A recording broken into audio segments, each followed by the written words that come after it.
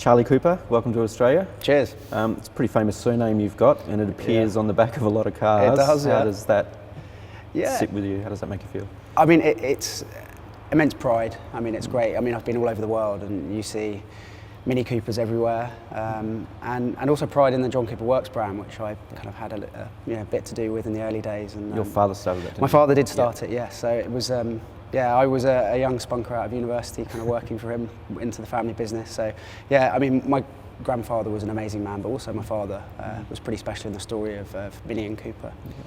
How did, going back to your grandfather, how did he become involved with Alec Izagonis and in turning what was a practical little car into, let's be honest, it's not a hatchback, but it's probably the proto hot hatch. Yeah. I mean, he was very good friends with Alec.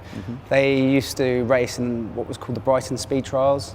So I grew up in Sussex, but my grandfather was in London at the time, but they used to go down to Brighton and race along the parade down in Sussex along the beach.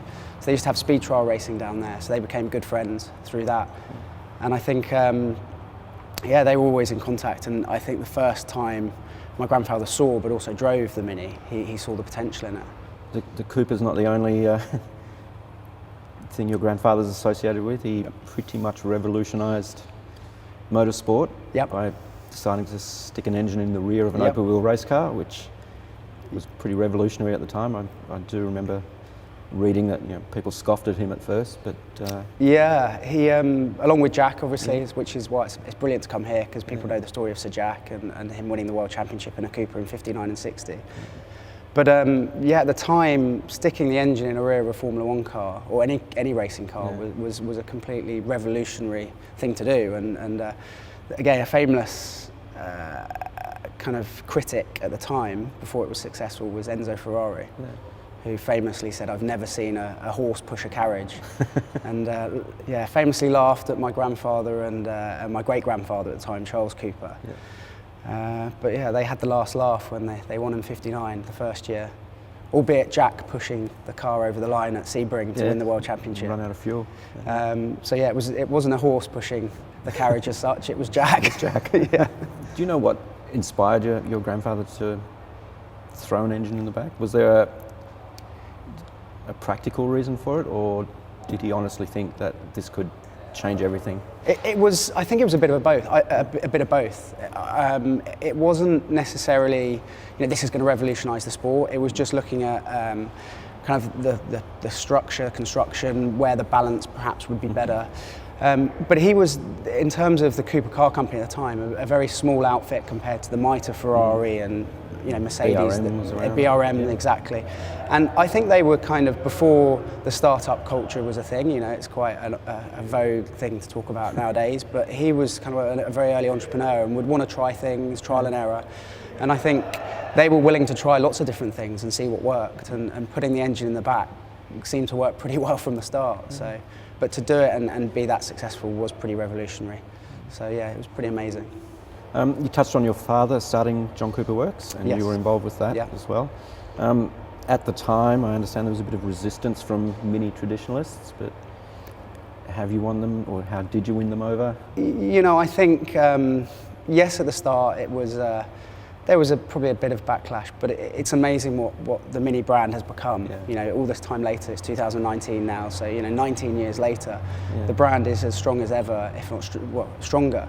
And I think it's not a case of the classic Mini and the modern Mini. It's the Mini brand. It's one story, which I think the majority of traditionalists that love the classic Mini love the brand as a whole and have learnt to. The brand is alive and strong because of the investment from BMW Group and because of the work that's gone into it, and also the product's very good.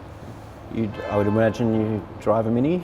I do, yeah. I'm very lucky. My daily car is a JCW Clubman, and you'll find me in a a Mark 1 Cooper S on the occasion if the weather's nice in the UK, which isn't that often. Yeah. I was going to ask, do you have Yeah, old minis in the garage? We're lucky. My father's going through a mid to late life crisis of buying a lot of classic minis, which ironically he should have kept the ones he had in the past because the market's gone a bit crazy He's in probably Europe. paying more for them now than Exactly. what they were ever worth back in the day. But we're in the process actually of building a Mark 1 Appendix K race car, Cooper S, Cooper Car Company livery, and it's an exciting little project. Hopefully we'll be racing out on track soon. One from left field, when you're out in the street and Yeah. you see someone maybe in an old Mini, do you ever get tempted to say, my family made that?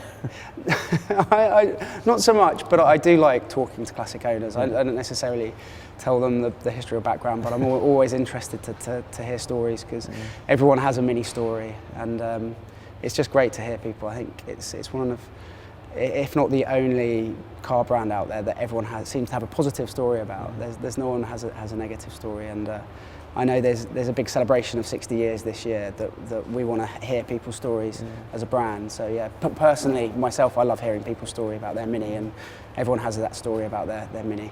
60 years, the brand's in good hands, I would suggest. Yeah. Yep. No, absolutely. It's there's, like I said, we've got the Mini Electric launching this year, which is a new era. But John Cooper Works is also from the bit that's really close to my heart. Obviously, being involved from the brand from the start is really exciting. We have a new engine for the Clubman and Countryman coming out later for the JCW with over 300 brake horsepower, which is super exciting. Yeah.